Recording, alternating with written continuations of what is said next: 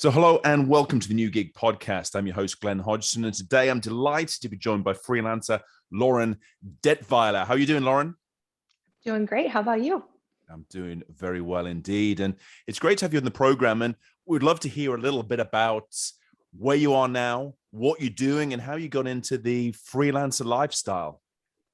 Ooh, good question. So I am currently in Berlin, Germany. I was born and raised in the US, and my freelancing really started in university. I Yeah. had started to pick up some projects, and I don't think I knew that they were freelancing at that point. I thought I was just kind of working on the side. But over the course of the last couple of years of university, I actually had some cool projects. I got hired by Jeff Moss to write my first ever article for Parker Dewey. I think you might know him. Excellent. Yeah. Yeah, he's a great guy. And from there, when I graduated, I moved to Tanzania, and I was actually volunteering for 6 months and continued to Yeah. do some freelance projects during that time, some pro bono, some for paid. And it was around this time that I was planning to probably come back to the US and get a real job, like people talk about. People talk about that. They used to. Yeah. They used to, yeah. I'm glad that I didn't. But I met a couple of digital nomads on my journey and realized that was, a legitimate path for a life. And so that was kind of when I decided to try and really do it for real and picked up more clients. And so I traveled full time for about 3 years, mostly in Eastern and Southern Africa, a lot of time in Europe, Southeast Asia, and then had started on Latin America when COVID hit. So that one got cut short. But Yeah. I live in Berlin now. I moved here about a year ago, and I am mostly in the copywriting and content strategy space. I work with SaaS companies, tech from a whole range of startups, Microsoft, and that's pretty much the gist of it. I really love freelancing. It's been a great experience, but I'm a little bit unique in that I've never had the more corporate side. I went straight into freelance after graduating. Yeah. So. Well, say a little bit about this is obviously a lifestyle choice as well as a career choice here, Lauren, that you've gone down. And talk a little bit about the some of the positive sides of it. I can see from basically the traveling and the flexibility is obviously a great work from anywhere opportunity, but also maybe some of the downsides as well. What are the sort of the things that start to jar a little bit after a while with this kind of the freelancing lifestyle? With freelancing or with digital nomad? Because I like to separate them. Yeah, well, that's a great point. Speak about both, please. Yeah, because I think this is you hit on a very important point. The digital nomad is a different thing from freelancing. Absolutely. It is. Yeah. Maybe I'll talk on that one first. And I guess just if anyone doesn't know, digital nomad is essentially someone who works online and travels for all or part of the year. It could really be anyone. I did a mix of freelance and full-time work. I was mostly international. My mom and stepdad are actually nomads as well, but they travel in the US. I've met families with small children. It can be anyone.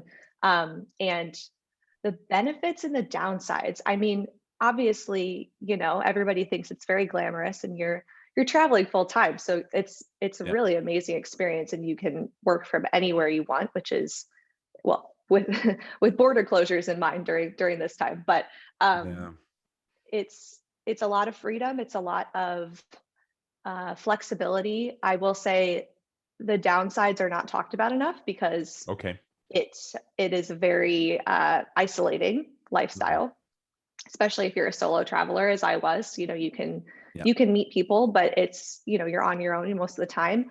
You have to be very disciplined with your work and work really hard to not get distracted by the fact that you're in a new city or on the beach or whatever. You still have to get your job done. Yes. So that I would say that's not talked about enough is that side of things, and not having a home, living out of a bag. It does get old, and I always say, like, when you're done, and I knew when I was done. Right. And then on the freelance side, benefits. I mean, I have been freelancing my whole career, and I did some full-time work in there as well. But the flexibility of that as well, which is why it pairs well with being a digital nomad. I really like having control over my day. I like being able to get better and more efficient at my job and have that affect how long I have to work, rather than being tied to a specific number of hours in a day. Yeah. That's always been really nice for me. I like being able to work with any clients that I want, having a range of projects and, getting to try new things. But downsides, of course, less stable. Most governments haven't quite figured out how to deal with freelancers yet. So healthcare is trickier. Right. Sometimes there's some taxation issues. It can be harder to like get a mortgage, those kinds of things. So Yeah. there's ups and downs to both. Absolutely. And I think this is really important advice for sort of anyone thinking of taking up this lifestyle and career choice as well, just to be able to think a little bit about these things that maybe were sort of taken for granted, that it's not impossible, but you have to think a little bit more about it. And I think that you really touched upon a very important point here, Lauren, at the beginning there, that being a digital nomad doesn't mean that you only work 2 or 3 hours a day or 2 days a week, and the rest of the time you're just partying on the beach, just enjoying yourself. You need to be able to have the discipline to do hard work and be able to commit and deliver impact and deliver value for your clients. There's no easy way around that. It's not a case of choosing to avoid this. It's something that still you need to put in the hours and put in the effort. Yeah, that 4-Hour Workweek book really gave us a very confusing reputation, because that is not at all what it is like. I think I worked more as a digital nomad than ever when I've been in one place. So yeah, absolutely. And this is the story we hear again and again, Lauren. It's not an easy option from that perspective. It gives you more flexibility, but there's no way around the putting in the hard yards and having the impact and doing good work. So this is a really important element, I think, to be able to look at. But talk us through a little bit the change that you made. You said when you're done. You were traveling, digital nomad lifestyle. You realized that now is the time to be able to sort of find sort of a place to work from. Was this more sort of COVID related, or was it sort of finding Berlin as the city that you wanted to spend more time in? that is a great question. I definitely, during all of my travels, was kind of keeping a mental list of the places I went that I could see myself relocating to eventually. I knew I probably wouldn't do it forever. And Berlin was on that list. So I was considering it already and had decided to move here probably November of 2019. So before COVID. And my plan was that I was going to kind of go through the next summer, and that would be my last hurrah. And I was really excited to end in Latin America, which I hadn't been to before. And then COVID hit while I was on a trip in Panama, and I got stranded and almost couldn't make it back to Germany. And then ended up flying to the UK because their borders were open, and got stuck there for 4 months until I finally was able to move back to Berlin. But back to your question about when I think I got to the point where I was just over it. The benefits didn't feel like as strong of benefits anymore, and I was feeling really tired of moving around. I wasn't getting as excited about new places, and I was really feeling the need to kind of ground myself and figure out what came next. But from one place, I missed having a bed of my own, a closet, the basics. So I was pretty ready to be done. But I know a lot of people who go for decades and they're never over it. So maybe it just depends on the person.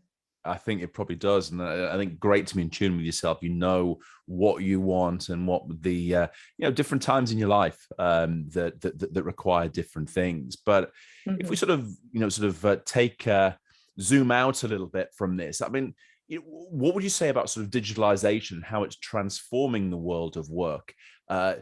Speak a little bit about the opportunities that are being created, and obviously the fact that you can have this freelancing lifestyle, you can choose your projects, and the technology and the systems are in place to be able to bring work and potential employers together to be able to find the right people to deliver the value and the impact that they're looking for.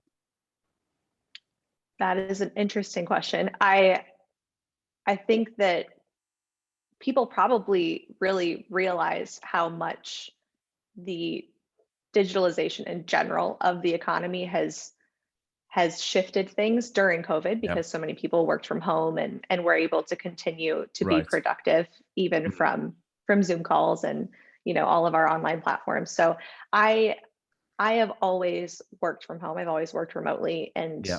I have been excited to see how much it's improving in the last couple of years, how many new tools there are, how Yeah. much companies and clients and other freelancers that I collaborate with are more willing to do that. I've actually never Mm. met any of my clients in person.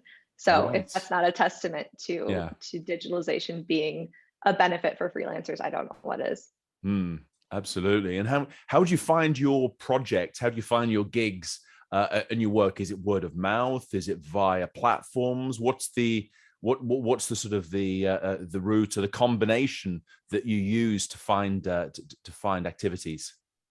It's changed a lot over time. Mm, When I first started, I had no idea what I was doing. So I had a couple of clients that I think mostly found me through LinkedIn. okay. And again, I was confused. I didn't have mentors that were the same age as me in freelancing. It's just very rare at the time. Yeah. So now I tend to work mostly from referrals. I built up a good client base, and I work mostly on retainers. So I have a few clients that I have ongoing. It's kind of like having several part-time jobs at the same time. Yeah. But yeah, I know a lot of people have really great luck with platforms. That has never been something that has been on my radar, just because I'm at capacity with referrals. But I know that Yeah. other people work exclusively through Upwork or others, and it works great for them. So I think it's just all about finding what works for you. Yeah. Okay. We're finding the right platform and work. And it's interesting that LinkedIn are actually getting into this space in Hmm. the coming months, launching this service. So obviously, there's the platform, the base is already there to make these things happen. And would you say that from your own perspective, are you sort of branding yourself to get these referrals as well, or what kind of sort of image building communications about your work and services do you have to get involved in? I don't do enough of that, to be Okay. honest. I consider the whole branding side. Obviously, I work in marketing, so I know how important it is, and I know a lot Yeah. of freelancers do a lot more of that public image stuff on Yeah. social media and website and all of that to find new clients. I would say because I work from referrals, my image is that I'm good at my job. And so Right. like if I do well in a project, then that is the image that I'm showing that client, and that is why they refer me to their own colleagues, their own connections. And Yeah. so I think it kind of depends. Again, it goes back to where you're finding your clients, Mm, and that will kind of dictate the type of branding that you need to do. I focus a lot more on the work itself and yeah. on building up connections with other freelancers and that kind of thing, rather than the social media. And I also am very introverted and I hate selling myself, so that side of Okay. things is never going to work as well for me as just working with people and showing them that I know what I'm doing. Yeah, and it's very interesting you say that, because there's this kind of image out there that to be a successful freelancer, you need to be a very sort of outgoing, gregarious individual. You need to be constantly selling yourself. You need to be visible across all social media channels and websites. But I think it's great that you're giving this viewpoint and the insights that actually focusing on good work. And it means there's an opportunity for different character types as well to be able to choose this path. Yeah, definitely. I listened to an episode you did with Matt Coatney. Yeah. Both of the Matts I know because I helped them with the go to market for their book before they were Yeah. launching that. And you talked to him as well about the idea of Mm, introversion and freelancers. I I think that it can be always in business in general and work in general, but especially with freelancing, a real benefit. I mean, mm, I'm not someone that goes out and posts videos on social media selling my services, yeah. or does a lot of cold calling or that kind of thing, because that's just not who I am. But at Mm, the same time, being introverted, I I tend to be more intentional with what I say. yeah. I listen a lot more, which is very helpful when you're trying to understand what a client needs. And Definitely. so, I think you're right. I think that freelancers probably are often thought of as these like very outgoing salesy Yeah. people, Yeah. which some are, and it works great for them. But again, Mm, it's all about using your personality and your specific way of doing things and building the life around that rather than the other way around. Yeah, absolutely. So basically the same that could be said for the regular economy can be said for the freelancing world as well. There is a place for all shapes and sizes, different character types, and different individuals can still find a home and find success in the sector. So that's, I think that's really interesting and also very encouraging. And, if we talk a little bit about the people that you meet, your fellow freelancers, friends and colleagues within this sector, would you say that the sort of the mindset is changing? Are people in the sort of the broader sphere actually accepting this as a legitimate lifestyle choice, as a legitimate way to be living your life and actually working? Absolutely. I mean, I think in general, everyone who's been freelancing and sticks with it is probably sticking with it for a reason because they love Yep. the lifestyle. Mm. Outside of freelancers, I think a lot of people are coming around not only to that, but to other non-traditional forms of work in general. Yeah. This trend was happening already, but it was absolutely accelerated by COVID. And Yeah. like we said, so many people doing a different way of working during the pandemic, and maybe people experienced their employers during a time of crisis and didn't like what they saw. Maybe they had the issue of many teams have their perks are in person. In-person offices have the office itself, the team dynamics, you have meetups, you have travel, whatever your perks are. And so a lot of places haven't gotten those back. And so people are wondering whether it's Yeah. worth it anymore, and Yeah. especially organizations that are hybrid or fully remote now and haven't quite got their benefits up or figured out how to effectively support employees. It's going to make people feel unappreciated. And so a lot of them are leaving. Right. Yeah. Obviously, we're Yeah. seeing that with the Great Resignation. I don't know any of the numbers for Europe, but I did hear it was something like over 15 million Americans left their jobs between, I think, April and July of this year, which is Right. insane. It's Yeah. a huge number, Mm. and it shows that people have changing standards and had maybe some time to think during COVID about what they really want. So I wouldn't be surprised if a lot of those people switch to freelance, and maybe that's why there's so many job openings still. Yeah. So the 9 to 5 world is, if not disappearing, it's changing, and people are demanding more. And this probably means that employers as well, that traditional companies and organizations need to have a freelancer strategy, because if more people are making this choice, they need to find new ways of integrating people as well, maybe on sort of shorter term contracts, very specific skills that they're looking for, and not trying to shoehorn everyone into the old model of a 9 to 5 work. You travel in, we pay you 9 to 5, 5 days a week as an exclusive contract. There's a much more diverse and a much more interesting way of getting the value from individuals to deliver skills, products, and ideas for organizations. Yeah, and I think it's mutually beneficial too, because companies that are bringing in freelancers are hiring experts that are very specific to whatever service it is that they're looking for. You're not hiring a generalist, and not that all Yeah. employees are generalists, but you can bring someone in on a very agile basis, and it's also financially mutually beneficial to both. Yeah. Typically, hiring freelancers is going to cost less because you don't have to pay benefits or any of that. And Yeah. from a freelance perspective, anecdotally, I've heard a lot of people say that maybe if they work in professional services for an employer, they find out how much they're being billed out to clients for, and then they're Yes. wondering why they can't just do that themselves without Yeah. the intermediary that takes the cut. Exactly. So I think it's got mutual benefits on both sides, and companies are starting to come around to that. But it's obviously very tricky, especially with larger enterprises, to have that setup where there's processes in place and they have to worry about legal compliance and all of these things. So it's tricky for sure. But there's a lot of organizations and cool new platforms that are coming out that are trying to help with that. Yeah. And I think you're right in that. I think the future, we're just starting on the opportunities, because the demand's there. There's going to be new processes, new organizational structures to be able to meet this need. We just need to make sure that the regulation and the policy catches up and doesn't hinder this movement, which is ongoing at the moment. Yeah, I think the policy side, you obviously know a lot more from your work on, especially in the EU, and I would love to hear what you think is going on there and where it's headed. But Yeah.